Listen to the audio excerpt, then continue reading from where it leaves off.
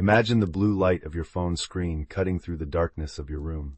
It is late, past midnight, and the silence in your house is heavy, almost suffocating. You are staring at a conversation thread, scrolling up, then down. You sent the last message 3 hours ago. It was a question, perhaps a joke, something you crafted carefully to sound casual. But the reality is that you agonized over every word. Now there is only silence. The word read is etched under your message like a tombstone. You feel a tightening in your chest, a cold knot of anxiety in your stomach. Your mind begins to race. Did I say the wrong thing? Is she with someone else? Why does she not value me when I have given her everything? You put the phone down, but the phantom vibration makes you pick it up again within seconds. You are addicted to the validation of a woman who views you as an option, while you view her as a priority. You are trapped in the cage of the nice guy, the pleaser, the man who believes that if he just gives enough, loves enough, and submits enough, he will be rewarded. This is the lie that has weakened you. This is the illusion we are here to shatter.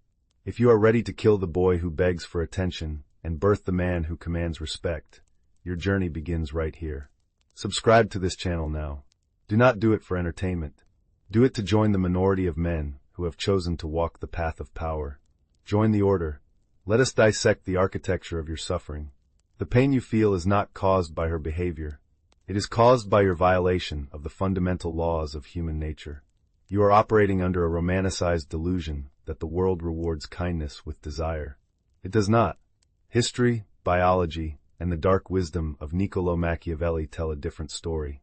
Machiavelli, the architect of power, understood that human beings are fickle, ungrateful, and driven by self-interest.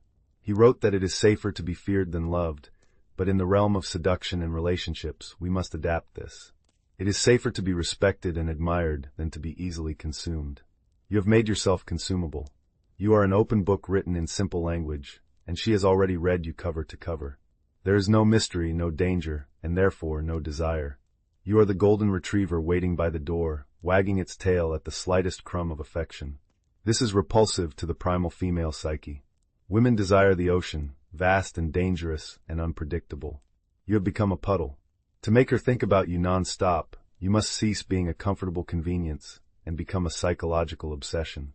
You must apply the wisdom of the strategist.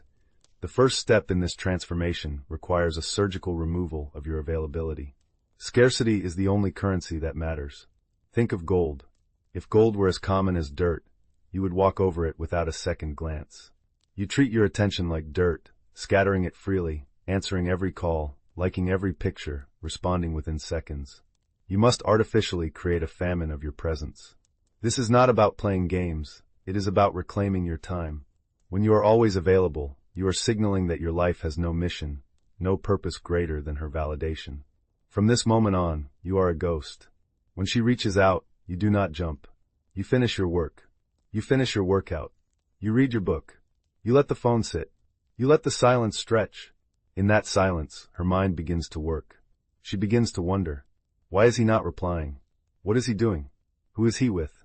Is he losing interest? This is where obsession is born. It is born in the empty space you leave behind. You must become comfortable with the void. You must learn to look at a notification and feel nothing but the patience of a predator waiting for the right moment to strike. But absence alone is not enough. You must layer this with the Machiavellian concept of the lion and the fox. You must be the lion, possessing strength and the capacity for danger. But you must also be the fox, cunning and unpredictable. The nice guy is predictable. He follows a script. He apologizes when he has done nothing wrong. He agrees with every opinion to avoid conflict. This is boring. To occupy her mind, you must break the pattern. You must become a disruption in the algorithm of her life. When she expects a compliment, give her a challenging question. When she expects you to chase, you pull back. When she expects you to be available on a Friday night, you are busy building your empire. You must introduce volatility. Do not be cruel, but be uncontainable.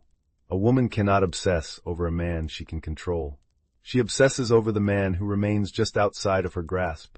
You must become a puzzle she cannot solve, a map with missing pieces. Stop explaining yourself. Stop narrating your day to her like you are reporting to a superior officer. Keep your counsel. Let her imagine your life, for her imagination will paint a picture far more compelling than any reality you could describe. Now, we descend deeper into the Stoic application of emotional sovereignty. The modern man is a slave to his reactions. If she is warm, he is high on life. If she is cold, he is devastated. You have handed the remote control of your emotions to another human being. This is the ultimate weakness. Marcus Aurelius would tell you that you have power over your mind, not outside events. Realize this, and you will find strength. When she tests you, and she will test you, you must remain immovable. This is the test of the mountain. The wind howls, the rain beats down, but the mountain does not bow. When she cancels plans, when she acts distant, when she tries to provoke jealousy, you do not react with anger or desperation. You react with total, terrifying indifference. You say very well, and you go about your business.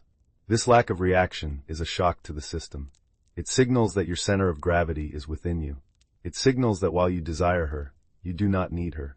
There is no aphrodisiac more potent than a man who is utterly self-sufficient. When she realizes she cannot rattle you, she begins to seek your validation. The polarity flips. You are no longer the beggar. You are the king on the throne, and she is the one bringing offerings to see if she can get a reaction. Let us discuss the nature of investment. Machiavelli understood that people value what they have struggled to acquire. You have been giving your investment for free. You buy the dinners, you drive the miles, you send the long paragraphs of text. You are over-investing in a stock that is crashing. You must pull back your resources. Let her invest in you. Let her initiate the contact. Let her ask the questions. Let her drive to you. The more effort she puts into the interaction, the more psychological value she attaches to you. This is the sunk cost fallacy working in your favor. If she has spent days wondering where you are, and hours getting ready to see you, and energy trying to impress you, her brain must justify this expenditure. It concludes that you must be a prize of high value. You do not convince her of your value with words. You demonstrate it by how dearly you guard your energy. Stop trying to buy her affection with acts of service. Instead, inspire her to serve you. This sounds arrogant to the weak man, but to the strategist, it is simply the realignment of the natural order. A high-value man is a mission, a movement, a force of nature. A woman wants to join that mission, not be the sole focus of it. As you implement these protocols, you will feel a shift in your own physiology. The anxiety in your chest will begin to dissolve, replaced by a cold, calm iron. You will no longer check your phone with hope. You will check it with purpose. You will walk into a room and feel the weight of your own presence. You are no longer looking for a mommy or a savior.